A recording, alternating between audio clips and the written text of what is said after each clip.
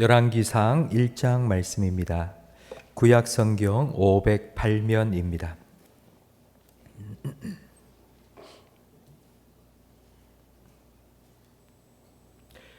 구약 성경 508면 열왕기상 1장 1절부터 10절까지 한 절씩 교독하겠습니다.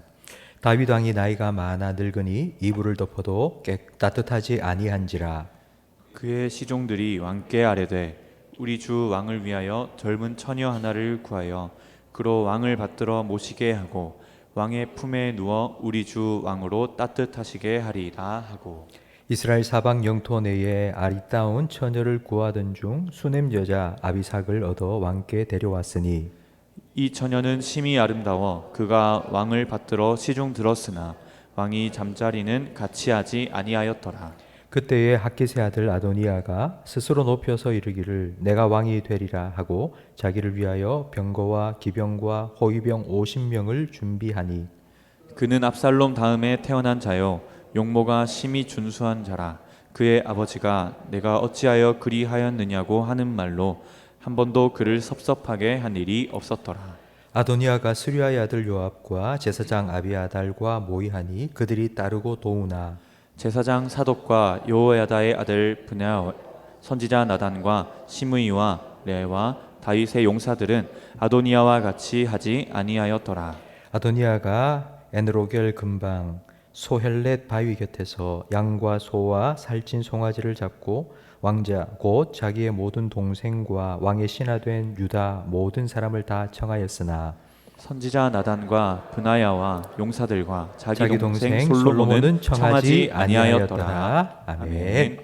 우리 사무엘 상하 말씀 이제 마치고 열왕기 서로 들어왔습니다. 열왕기서는 열왕들의 역사 기록입니다. 그 시작이 오늘 본문 1절 말씀인데요. 다윗 왕이 나이가 많아 늙으니 이불을 덮어도 따뜻하지 아니한지라. 이게 역사의 한 줄 기록이 될 수 있겠습니까? 이것도 역사에 들어갈 만한 내용입니까? 원래 사무엘 상하와 열왕기 상하는 네 권으로 나누어져 있지 않고 하나였습니다. 그러니까 이스라엘 성경책에는 사무엘 상하와 열왕기 상하가 전체가 한 권이었습니다. 근데 그걸 이제 후대의 사람들이 좀 읽기 쉽고 찾기 쉽도록 상하로 이렇게 네 권으로 나누어 놓은 겁니다. 그래서 오늘 본문 1절 말씀은 사무엘 상하의 말씀을 이제 전체를 다 받고 이제 이어서 나오는 말씀으로 이해해야 합니다. 사무엘서의 역사는 다윗의 일생을 중심으로 전개되었는데 이제 다윗의 인생이 황혼기에 접어들었습니다. 이제 저물고 있습니다. 다윗의 그 위대했던 하나님의 사람 다윗의 삶이 저문다 생각하면 좀 애잔함이 들기도 하지만 또 한편으로는 하나님께서 다윗 뒤를 이어서 또 어떤 하나님의 사람을 일으켜 세우시고 하나님의 역사를 이루어 가실까 하는 기대감도 갖게 만듭니다. 다윗의 인생을 잠깐 돌아보면 다윗은 참 얻은 것도 많았지만 하지만 잃은 것도 많은 사람이었습니다. 다윗의 공적인 삶은 참 대단했습니다. 목동이 대왕의 자리에까지 오른 사람이었죠. 다윗은 골리앗을 죽이고 이스라엘의 영적인 회복을 이끈 사람이었습니다. 하지만 그의 사적인 삶은 참 불행했습니다. 다윗의 가정을 보면 그의 결혼은 처음부터 평탄하지가 않았습니다. 그리고 다윗의 자녀들 중에는 일찍 서로가 서로를 죽이면서 일찍 죽은 아들들도 많이 있습니다. 가정의 아픔이 참 많았죠. 이런 아픔 속에서도 하나님께서는 다윗을 통해 하나님이 주신 언약을 차근차근 이루어 가셨습니다. 그러니까 사무엘서를 통해 우리는 다윗이 참 위대한 사람이다 라는 것을 보는 게 아니라 이런 다윗을 통해서도 하나님은 하나님의 일을 이루셨구나, 하나님 참 대단하신 분이야, 하나님의 위대하심을 볼 수 있어야 합니다. 이런 다윗을 사용하신 하나님을 찬양할 수밖에 없습니다. 그런 다윗의 노년은 어떠했을까요? 여러분, 다윗의 노년은 어땠을 것 같습니까? 하나님께 붙들려 이스라엘의 영적인 회복을 이루고 이스라엘 역사 중에 가장 강대한 나라를 이루었던 다윗 왕, 그의 노년은 뭔가 달랐을 것 같지 않습니까? 뭐 아프지도 않고 나이가 많아도 늙지도 않고 뭐 건강하게 살다가 뭐 자는 잠에 그냥 하나님 부름 받고 쑥 갔다 뭐 이래 생각하십니까? 오늘 본문 1절 말씀을 보시면 다윗 왕이 나이가 많아 늙으니 이불을 덮어도 따뜻하지 아니하더라고 되어 있습니다. 다윗 왕이 도대체 몇 살쯤 되었을까요? 지금 이 상황이. 사무엘하 5장 4절 말씀을 우리 함께 읽어보겠습니다.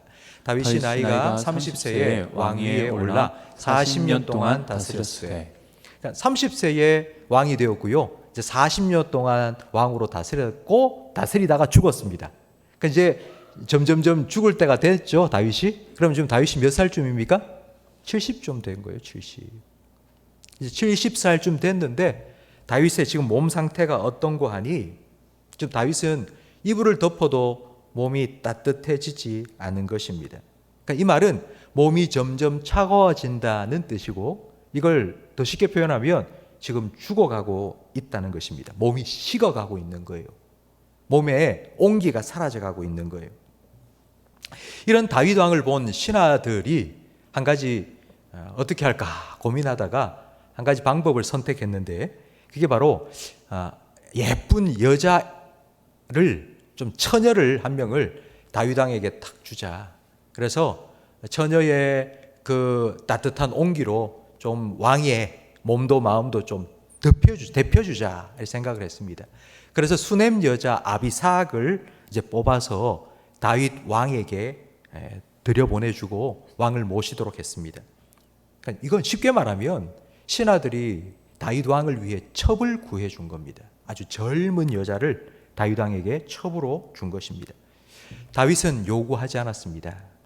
2절 말씀, 3절 말씀에 4절 말씀에도 보면 다윗은 신하들이 보내준 그 아비삭과 동침하지 않았다고 되어 있습니다. 그러니까 다윗은 분명히 첩을 요구하지 않았습니다. 근데 신하들이 자기 생각에 이렇게 하는 것이 좋겠다. 그 당시에 흔히 나이가 많은 사람을 치료하기 위해서 돈 많은 사람들은 처녀를 구해서 이렇게 사용을 했기 때문에 그런 방식을 선택한 것입니다. 여러분, 이것만 봐도 지금 다윗이 얼마나 연약해졌는지를 알 수 있습니다. 다윗은 자기 스스로도 몸을 가누지 못할, 그러니까 자기 신상에 대한 결정도 스스로 할 수 없는 상태가 된 겁니다. 안 한다, 하지 마라, 그러니까 이런 말조차도 못할 정도로 약해진 겁니다. 그러니까 자기 궁궐 안에서도 자기의 영향력이 너무 약해져 버린 그런 지경이 되었습니다. 이렇게 다윗이 약해질 때까지 다윗은 반드시 해야 할 일이 있었습니다. 그 일은 다윗이 자기가 하나님께 받은 그 하나님의 약속과 언약을 계속하여 이어갈 자기의 후계자를 세우는 일이었습니다. 다윗이 하나님께 성전을 건축하겠다고 말씀드리니, 아사라, 너는 손에 피를 많이 묻혔기 때문에 너 말고 네 다음에 태어난 네 아들이 이 일을 이룰 것이다. 네가 나를 위해 집을 세우겠느냐? 아니, 내가 너를 위해 너의 집을 세우겠다. 하나님께서 약속해 주셨죠. 그러니까 그 약속을 이어갈 후계자를 세워야 합니다. 다윗에게는 아들이 한 명만 있었다면 뭐 고민할 이유가 없겠죠? 근데 다윗에게는 아들이 정말 많이 있었습니다. 그런데 왜 다윗은 자기의 몸이 점점 식어가고 죽어갈, 그래서 자기 신상에 관한 결정조차도 혼자 내릴 수 없는 이런 상황에 이르기까지 왜 후계자 선정을 하지 않았을까요?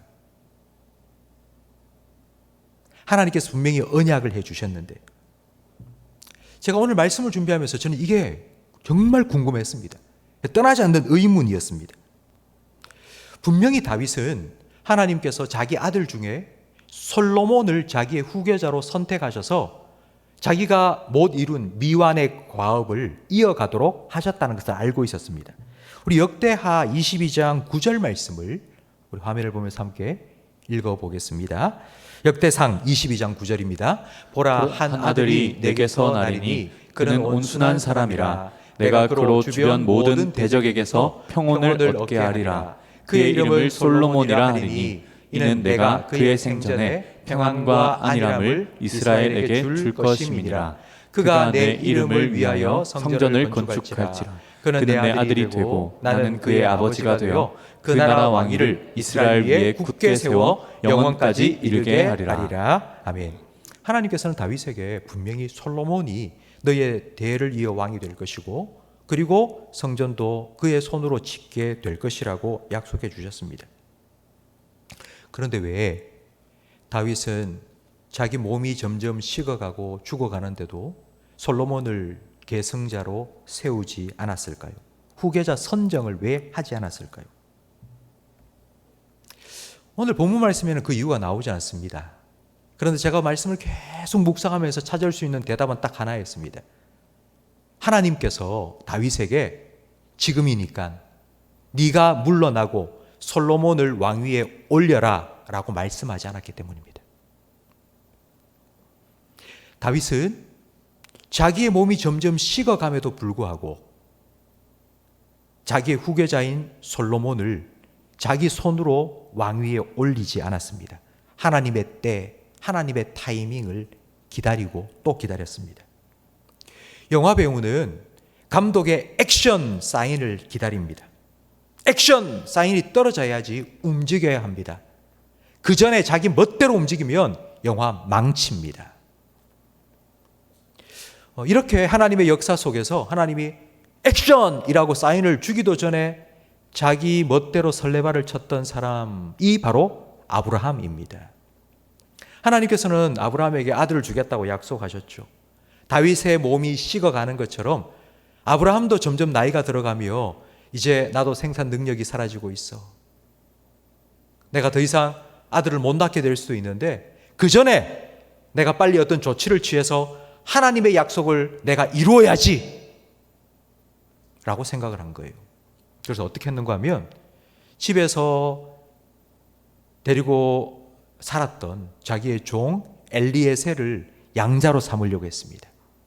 하나님께서 아니다 라고 막으니까 그 다음에는 자기 아내의 여종 하갈을 첩으로 취하여서 이스마엘을 낳았습니다. 하나님께서 하라고 했는 게 아니죠. 하나님께서 액션이라고 사인을 주신 게 아닙니다. 그냥 아브라함은 자기 생각에 그렇게 하는 게 하나님의 뜻을 이루어가는 방법이라고 생각하고 한 것입니다. 하나님의 언약을 이루기 위해서 내가 뭘 해야 된다고 생각을 한 거죠. 이런 아브라함의 액션은 하나님의 언약을 이루는 그 일에 있어서 더 꼬이게 만들었습니다. 반면 다윗은 하나님의 사인을 기다렸습니다. 여러분, 아무것도 안 한 게 아닙니다. 소극적으로 아무것도 안 하고 그냥 멍하니 멍 때리고 있었던 게 아니라 기다렸습니다. 우리가 하나님의 사인을 기다리고 하나님의 때를 기다린다는 것, 이걸 우리는 기도라고 표현하죠. 하나님께서 일하실 거라는 기대를 가지고 하나님을 바라보며 하나님께 맡기고 기도하는 것, 바로 그것이 우리 그리스도인들의 기다림입니다. 지금 몸이 식어갑니다. 죽어가고 있습니다. 시간이 촉박합니다. 그럼에도 끝까지 다윗은 기다리고 또 기다렸습니다. 그런데 이런 다윗과 정반대로 자기 멋대로 액션을 취한 사람이 등장하는데 바로 그 사람이 오늘 본문 5절에 나오는 다윗의 아들 핫깃의 아들 아도니아였습니다. 아도니아는 자기 스스로를 높여서 왕이 되려고 했습니다. 아직 자기 아버지 다윗이 죽지 않았습니다. 왕위를 여전히 지키고 있습니다. 그런데 왕이 되려고 한 것입니다. 이건 탕자가 저지른 불효와 같습니다. 탕자는 아버지가 죽어야지 자기가 받을 수 있는 유산을 미리 달라고 한 것입니다. 그러니까 이 말은 아버지, 살아있는 아버지한테 아버지의 유산 나한테 주세요. 이 말은 아버지 빨리 죽어라 이런 뜻입니다. 지금 아도니아도 이렇게 한 겁니다. 아직 다윗 왕이 살아있고 왕의 입에서 누구를 내 후계자로 세우겠다라는 말이 떨어지지 않았는데 내 스스로 내가 왕이 되어야지 생각을 한 것입니다. 그러니까 아도니아는 참 불효자요 또 반역자입니다. 근데 왜 이렇게 했을까요, 아도니아가? 그 이유가 무엇일까요? 그 이유가 바로 6절 말씀에 나옵니다. 6절 말씀에 보면 그는 압살롬 다음에 태어난 자입니다. 압살롬 다음에 태어났다. 이게 무슨 의미인지 우리 사무엘하 3장 2절 말씀 좀 길지만요. 한번 같이 읽어보겠습니다.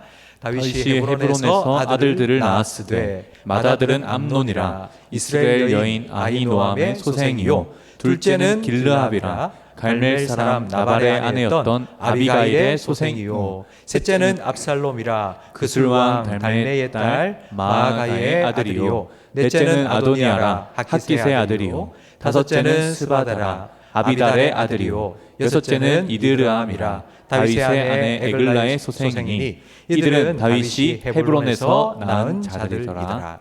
첫째 아들은 암논입니다. 근데 암논은 죽었습니다. 어떻게 죽었죠? 압살롬의 누이 다말을 강간해서 압살롬이 죽였죠. 둘째 아들은 길르압입니다. 근데 이 길르압은 성경에 다른 데는 이름이 나오지 않습니다. 그래서 성경학자들은 아마 어릴 때 일찍 죽었을 거라고 추정합니다. 그리고 셋째 아들은 바로 압살롬입니다. 압살롬은 반역을 일으켰다 죽었죠. 자, 첫째 아들도 죽었고 둘째 아들도 사라졌고 그리고 셋째 아들 압살롬도 반역을 일으켰다가 죽었습니다. 그럼 이제 왕이 될 차례는 누구 차례입니까? 넷째 아들이죠. 그 넷째 아들이 바로 오늘 본문에 나오는 아도니아입니다. 아도니아는 당연히 아버지의 대를 이어서 내가 왕이 되어야 된다고 생각했습니다. 그동안 아도니아는 특별히 자기를 드러내지도 않고 아주 조용히 아주 잘 지냈습니다. 6절 말씀을 계속하여 보면 다윗은 아도니아의 일평생 동안 야, 너 그렇게 하면 안 돼! 이렇게 혼낸 적이 없답니다. 다윗이 나불한 적이 없답니다. 그러니까 이걸 우리는 다윗이 자식 교육 잘못 시켰어. 다윗이 자식을 오냐오냐 키워서 다윗이 잘못이라고 생각할 수 있지만 그게 아니라 정말 아도니아는 입댈 것 없는 모범생으로 살았다는 의미입니다. 그러니 아도니아는 나는 정말 왕으로 준비된 사람이야. 이제 내 차례가 되었어. 이런 생각을 했겠죠? 여러분, 제가 여기서 한 가지 질문을 드리겠습니다. 그렇다면 과연 아도니아는 다윗이 자기가 아니라 솔로몬을 왕으로 세울 거라는 것을 미리 알았을까요? 몰랐을까요? 다윗이 솔로몬을 자기 후계자로 내정해 놓았다는 것을 아도니아는 알았을까요? 몰랐을까요? 몰랐다면 지금 오늘 나오는 이 아도니아의 이 일은 실수라고 생각할 수 있겠죠? 알았다면 분명히 반역이겠죠. 알았을까요? 몰랐을까요? 10절 말씀을 보면 나옵니다. 이제 아도니아가 자기가 왕이 이제 되겠다고 즉위식을 스스로 했습니다. 그리고 그 잔치를 벌여놓고는 자기 동생들을 다 초대했는데 쏙 빠뜨려 놓은 게 누구입니까? 10절 말씀에 솔로몬을 쏙 빠뜨려 놓은 거예요. 왜 솔로몬을 빠뜨려 놓았을까요? 자기 형제들 다른 사람들은 다 초대했는데 솔로몬만 쏙 빼놓은 거예요. 왜 그랬을까요? 알았던 겁니다. 분명히 아도니아는 자기 아버지가 자기 동생 솔로몬을 아버지의 대를 이어 왕으로 내정해 놓았다는 것을 분명히 알았던 것입니다. 하나님의 뜻이 무엇인지도 알고 아버지의 마음이 누구에게로 향하고 있는지도 알았습니다. 그런데 아도니아는 그게 중요하지 않았습니다. 내가 왕이 되고 싶은 거예요. 내가 왕이 되어야 돼요. 내가 왕이 되는 게 당연한 거예요. 내 순서예요. 내 차례예요. 내가 저기에 올라가는 게 맞아요. 당연한 거예요. 근데 여러분, 하나님의 역사는 당연한 대로 흘러가지 않습니다. 당연하다는 것은 우리 인간의 생각에 그렇게 되어야 한다는 것입니다. 우리가 충분히 예상할 수 있는 것이 바로 당연한 것입니다. 지금 이렇게 경기가 어려워서 장사가 좀 안 되는 게 당연해. 이게 당연한 겁니다. 이 정도 해야지 되지, 저 정도 하면 안 돼, 불합격이야. 네 공부를 이 정도 해야지, 성적이 이 정도 돼야지 합격하지. 네가 이 정도, 그 정도 공부해가지고는 안 되는 게 당연해. 이게 당연한 것입니다. 우리가 충분히 예상할 수 있고, 그래서 우리 생각대로 흘러가는 게 당연한 것입니다. 그런데 하나님의 역사는 당연한 대로 흐르지 않습니다. 지난주 제가 다른 교회 청년부 수련회에 가서 이틀 동안 말씀을 전했습니다.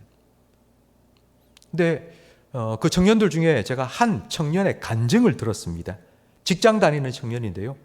그 청년은 대학 다닐 동안 청년부에서 회장을 줄곧 맡아서 청년부를 섬겨왔습니다. 그러니까 늘 청년부 회장으로 열심히 봉사하고 섬기고 하다 보니 남들이 다 가는 어학연수 이런 데를 한 번도 간 적이 없는 거예요. 늘 수련회, 여름 되면은 수련회 준비해야 되고 그러다 보니 갈 시간이 없었던 거죠. 그래서 이제 대학 졸업할 때가 되었습니다. 이제 취업을 하기 위해서 이력서를 쓰고 하는데 스펙이 부족한 거예요. 난 안 되는 게 당연해. 남들과 비교해서 난 스펙이 좋지 않아. 그런데 내가 이렇게 교회를 열심히 섬기다가 취업도 제대로 되지 않았다, 이런 소문이 들면 이거 정말 하나님 영광 가리는 것 같은데. 그래서 이제 기도하기 시작했답니다. 하나님 열어주세요. 하나님 길 열어주세요. 후배들이 보고 있는데 선배가 저렇게 교회를 섬기다가 잘 안 됐다는 소리 들으면 그 교회를 누가 섬기겠습니까? 그런데 하나님 제 기도에 응답해 주시고 저에게 문을 열어주시고 길을 좀 열어주세요. 그러니까 대학 4학년 졸업반 때 기도를 하기 시작했답니다. 근데 그가 이제 취업 원서를 넣고 하는 1월 달에 그 해부터 대학 졸업하고 이제 신입 사원을 뽑는 그 입사 시험 제도에 변화가 생겼는데요. 어떤 변화가 생겼냐면 바로 블라인드 테스트라는 게 시작된 겁니다. 막 서류 가지고 와서 서류 보고 이건 안 돼, 이건 안 돼 이렇게 던져버리는 게 아니라 서류는 다 덮어놓고 그냥 면접을 보는데 그 면접에서 그냥 얼굴 가리고 그냥 이야기를 하면서 이 사람의 인품이 어떤지, 그리고 이 사람이 이 업무에 적합한지 그것만 보고 선발을 하는 그런 제도가 생긴 거예요.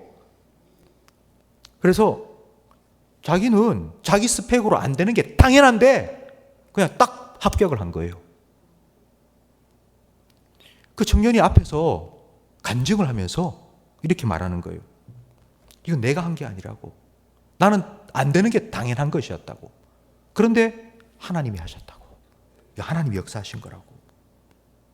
그러면서 직장을 마치고 그 먼 거리까지 차를 타고 와가지고요, 후배들과 같이 찬양하고 후배들을 섬기는 모습을 보면서 제가 와, 정말 귀하다. 이런 살아있는 간증이 바로 이 청년부에 있구나. 정말 너무 귀하다라는 생각을 가졌습니다. 성도 여러분, 하나님의 역사는 우리가 보기에 당연한 대로 흘러가지 않습니다. 내 생각에는 안 되는 게 당연하죠. 이렇게 살면 안 되는 게 당연하죠. 내 실력 정도로는 안 되는 게 당연합니다. 우리가 보기에 당연한 상황을 하나님께서는 뒤집으십니다. 하나님은 역전의 명수이십니다. 내가 볼 때 안 될 것 같은 걸 하나님은 행하십니다. 왠 줄 아세요? 왜 그렇게 하시는 줄 아세요? 우리의 입으로 이건 하나님이 하셨다고 찬양을 받으시기 원하시기 때문에, 영광 받으시기 원하시기 때문입니다.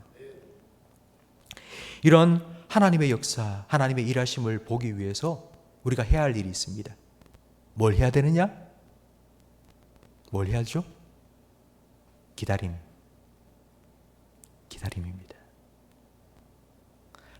내가 뭘 해야지, 내가 뭘 어떻게 해야지.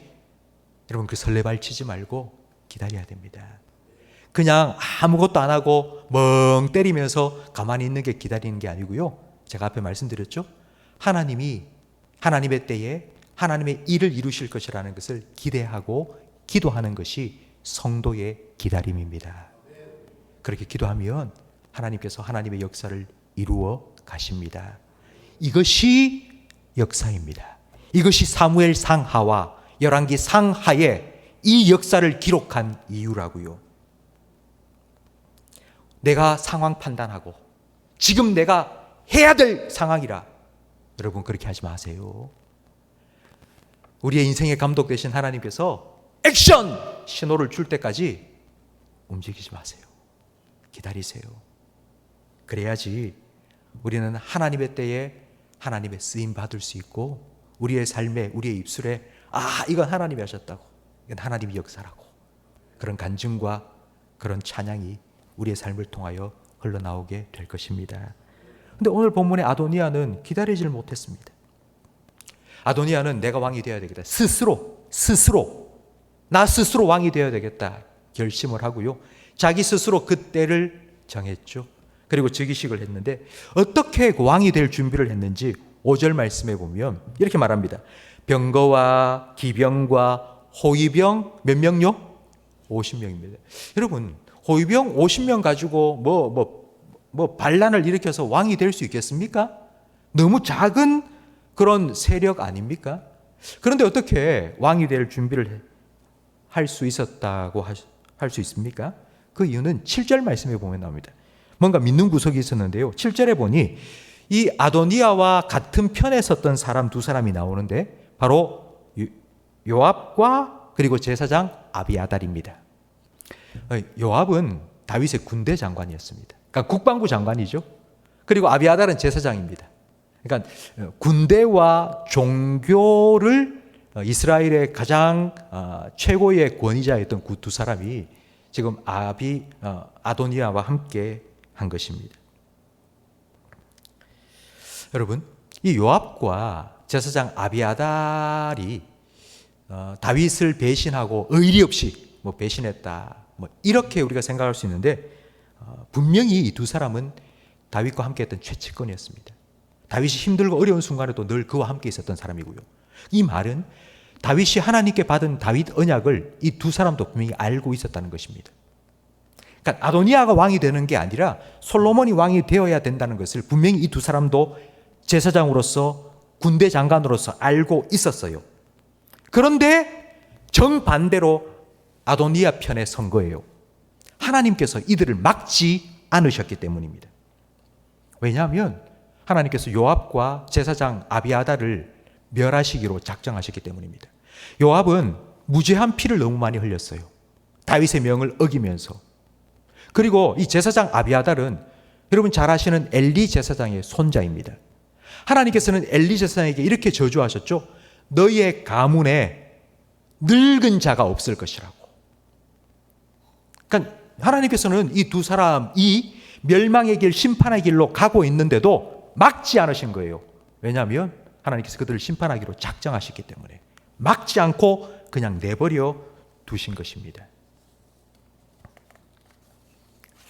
그리고 6절 말씀을 계속하여 보면 아도니아는 용모가 심히 준수했다고 기록되어 있습니다. 용모가 심히 준수했다. 이 말은요, 그냥 사람들이 딱 보기만 해도 흠모할 만한 너무 멋있게 생긴 거예요. 그래서 인기가 많았고 그를 따르는 사람들이 많았습니다. 아도니아에게서 압살롬의 냄새가 좀 솔솔 나는 것 같지 않습니까?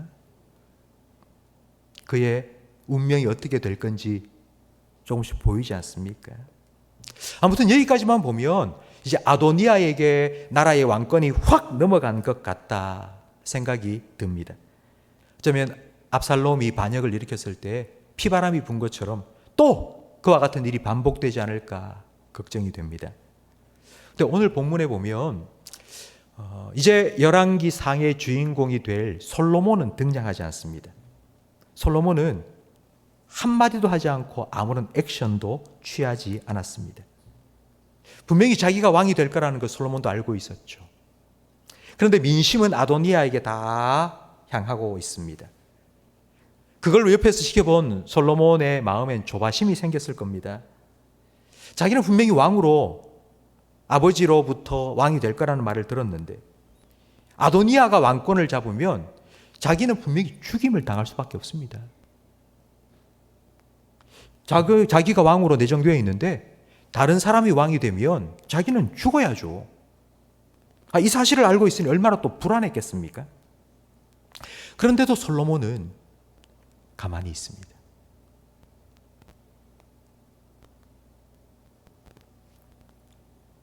다윗 왕이 하나님의 때를 기다리며 가만히 있었던 것처럼 솔로몬도 아버지를 보면서 하나님께서 분명히 어떤 일을 이루실 거야 생각하면서 솔로몬도 가만히 기다리고 또 기다렸습니다. 여러분, 이 결과는 이제 우리가 뒤에서 계속 살펴보게 될 터인데요. 한 절만 성경을 더 읽고 마치려고 합니다. 기다리는 솔로몬에게 하나님께서 어떤 역사를 이루셨는지 열왕기상 1장 51절 말씀 함께 읽겠습니다. 어떤 사람이 솔로몬에게 말하여 이르되 아도니아가 솔로몬 왕을 두려워하여 지금 제단 뿔을 잡고 말하기를 솔로몬 왕이 오늘 칼로 자기 종을 죽이지 않겠다고 내게 맹세하기를 원한다 하나이다. 아도니아가 자기가 왕이 되었다고 막 잔치를 벌이고 있는 그때에 이제 다윗이 솔로몬을 왕으로 세워라 하고는 솔로몬을 왕으로 세웠습니다. 그러자 모든 백성들이 솔로몬 왕 만세 하고 부르면서 솔로몬에게 다 간 거예요. 그걸 본 아도니아가 이제 성전으로 뛰어들어갔습니다. 그리고 성전에 있는 제단뿔을 잡은 거예요. 제단뿔을 잡고 있으면 거기서 함부로 죽일 수 없습니다. 그래서 그걸 꼭 붙잡고는 이렇게 말한 겁니다. 솔로몬 왕이 오늘 나를 죽이지 않겠다고 맹세하면 내가 이걸 놓고 나가겠다고. 우리가 볼 때에는 아도니아가 완전히 모든 상황을 딱 통제하고 이제 왕이 될 준비를 끝마쳤고 왕이 되면 된다고 생각을 했는데요. 하나님께서는 단 한순간에 뒤집으셨습니다. 역전시키셨습니다. 만약 솔로몬이 기다리지 못했다면요, 아마 자기도 세력을 막 규합해서 아도니아와 한판 벌였겠죠? 그랬다면 다시 한번 이스라엘에는 피바람이 불어왔을 것입니다. 그러나 기다렸더니 하나님께서 이렇게 자기의 대적인 아도니아의 입으로부터 솔로몬 왕이 오늘 나를 죽이지 않으면 내가 나가겠다고 정말 100% 완벽한 항복을 받아냈던 것입니다. 여러분, 저는 다윗과 솔로몬과 같은 선택을 여러분의 삶에도 할 수 있기를 간절히 바랍니다. 여러분이 뭔가 할 수 있을 그때에 내가 다 할 수 있는 일이지만 그러나 하나님께서 오케이 사인을 주지 않았다면 여러분 기다릴 수 있는 믿음이 여러분에게 있기를 바랍니다. 하나님께서는 그 믿음을 통하여 하나님의 역사를 이루어 가실 것입니다. 우리가 우리의 인생을 살아가다 보면 우리 주변에 있는 많은 사람들의 실수와 방해가 우리의 계획을 계속하여서 좀 막고 있는 것 같은 느낌이 들 때가 있습니다.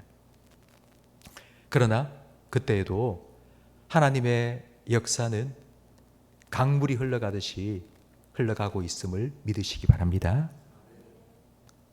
우리는 그 역사에 함께 기도로 동참하고 하나님의 일하심을 옆에서 보면서 그 하나님을 높이고 찬양하면 됩니다. 열왕기서를 오늘 이제 시작했는데요. 열왕기서의 주제를 딱 한마디로 말하면 저를 한번 따라하시기 바랍니다. 하나님이 왕이시다. 수많은 왕들이 등장을 합니다. 인간 왕들이 열왕기에 등장을 하죠. 그러나 그 수많은 왕들의 역사 속에서 딱 한 가지 주제가 나옵니다. 하나님께서 왕이시라고. 사람을 높이기도 하고 낮추기도 하고 세우기도 하고 폐하기도 하시는 분은 하나님이시니까. 그 하나님께 우리의 삶을 맡기고 하나님의 통치하심을 받고 하나님의 다스리심을 여러분의 삶에 경험하며 살아가시기를 주님의 이름으로 축복합니다. 그러기 위해서는 우리에게 기다림이 필요합니다.